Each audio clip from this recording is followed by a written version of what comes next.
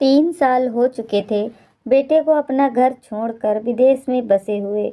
इन 3 सालों में बूढ़ी माँ और ज़्यादा बूढ़ी हो गई थी। 75 वर्ष की उम्र में सुलोचना देवी की याददाश्त काफ़ी कमज़ोर होती जा रही थी।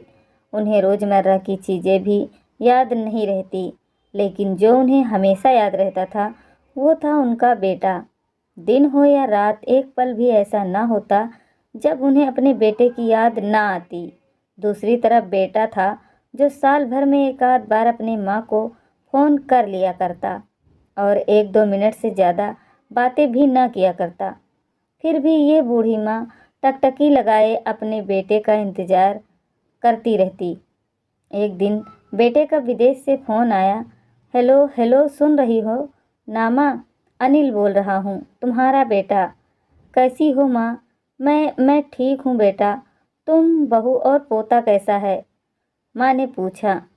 सब अच्छे हैं माँ। मैं अगले हफ्ते गांव आ रहा हूँ माँ, तुम्हें लेने। हम सब साथ में ही लंदन में रहेंगे।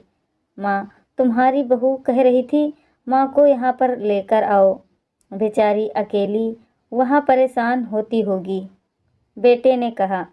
माँ की बूढ़ी सूखी आंखें आंसुओं से भीग गई। उसके कमज़ोर शरीर के नस नस में खुशी की लहर दौड़ गई।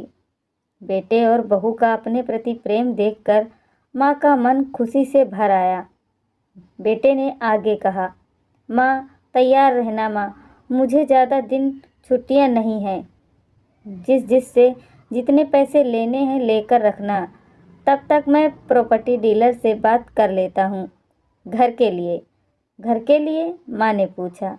हाँ माँ, गांव का घर हमें बेच देना पड़ेगा।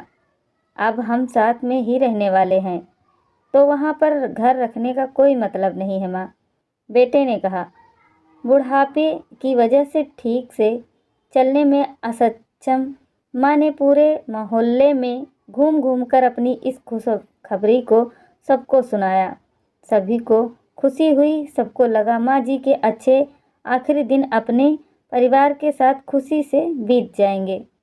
घर वापस आकर माँ ने अपने घर के कोने कोने को ऐसे देखा जैसे वो अपने दूसरे बेटे को देख रही हो।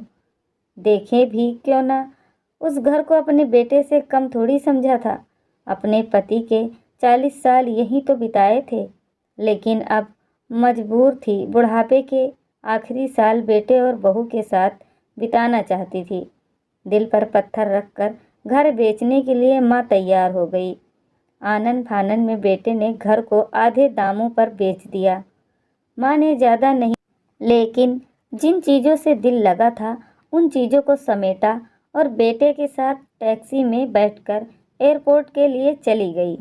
एयरपोर्ट पर आकर बेटे ने माँ से कहा, माँ तुम यहाँ बेंच पर बैठो, मैं सामान और बोर्डिंग पास की जांच करा कर आता हूँ। वहाँ वक्त लगता है और खड़ा रहना पड़ता है, तुम्हें तकलीफ़ होगी, तुम यहीं आराम करो। मैं यूँ गया और यूँ आया। माँ बेंच पर बैठ गई और बेटा अंदर चला गया। काफ़ी समय हो गया बेटा वापस नहीं लौटा। माँ सोचने लगी ज़्यादा भीड़ होगी इसलिए देर लग रही होगी। अंधेरा होने को आया, अब तो लोगों की चहलकदमी भी कम होने लगी। माँ को अब चिंता होने लगी। एक कर्मचारी ने आकर पूछा, किसी से मिलना है माँ आपको? यहाँ पर क्यों बैठी हो? डरती हुई आवाज़ में सुलोचना देवी बोली, मेरे बेटा अंदर सामान की जांच करवाने गया है, लंदन जा रहे हैं हम। क्या नाम है माँ जी आपके बेटे का? कर्मचारी ने पूछा। अनिल नाम है मेरे बेटे का, सुलोचना देवी ने बताया। कर्मचारी अंदर गया और थोड़ी देर बाद बाहर लौटा। उसने सुलोचना देवी से कहा, माँ जी लंदन जाने वाली फ़्लाइट तो दोपहर में ही जा चुकी है और आपका बेटा भी उस फ्लाइट में बैठकर लंदन जा चुका है। अब आपके यहाँ बैठने का कोई मतलब नहीं है, आप भी अपने घर चली जाइए। क्या जा चुका है? और मैं घर जाऊँ? घर? माँ की आंखों से आंसुओं के सैलाब उठने लगे।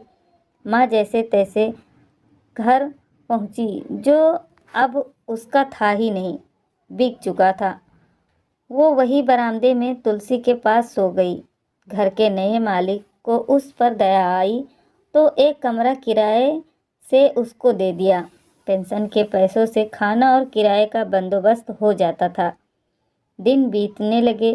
कुछ दिनों बाद घर के नए मालिक ने सुलोचना देवी से कहा, माँ जी, आप अपने रिश्तेदारों के यहाँ पर जाकर क्यों नहीं रहती हैं? इस उम्र में आपके लिए वही अच्छा होगा। अच्छा तो होगा, लेकिन अगर मेरा बेटा वापस आया तो उसका ख्याल कौन रखेगा? मेरा बेटा बहुत भोला है, उसे अपना ख्याल रखना बिल्कुल नहीं आता। मैं कहीं नहीं जाऊंगी, क्या पता कब उसे मेरी ज़रूरत पड़ जाए, माँ ने कहा। दोस्तों दोस्तों सच बता रही हूँ, माँ की ऐसी बातें सुनकर मेरी आंखों में आंसू आ गए। किसी ने सच ही कहा है, पूत कपूत हो सकता है, लेकिन माता कभी कुमाता नहीं होती। दोस्तों, आप सभी से हाथ जोड़कर विनती करती हूँ, अपने माता पिता की जितनी हो सके सेवा करना, उनके साथ कभी बुरा बर्ताव मत करना। आशा करती हूँ आप लोगों को ये कहानी पसंद आई होगी। कहानी अच्छी लगे तो शेयर, लाइक, सब्सक्राइब ज़रूर करें। धन्यवाद।